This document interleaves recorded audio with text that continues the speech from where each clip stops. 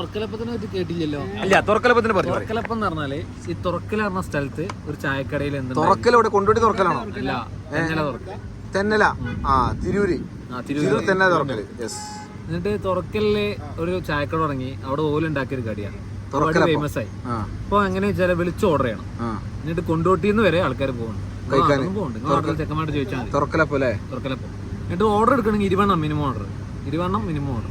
മധുര സാധനം മധുരമൊന്നുമല്ല, ഉള്ളില് നമ്മളെ മുട്ടല്ലേ, മുട്ട പുഴുങ്ങിയത്, മയോണൈസ്, കോയിന്റെ മുട്ട, കോഴിമുട്ട.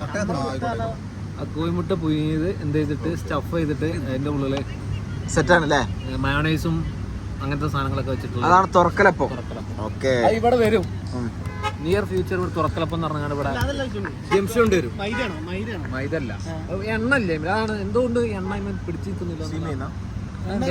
സ്റ്റീമല്ല, പൊരിക്കുന്നതന്നെ. പക്ഷെ നമ്മളിവിടെ അബൂക്കന് ചായക്കടയാണ് സാധനം കുറുമുണ്ടെങ്കിൽ ഒരു ഉണ്ട മീനൊക്കെ ഉള്ളിൽ ഇട്ടിട്ടുള്ള ഉണ്ട.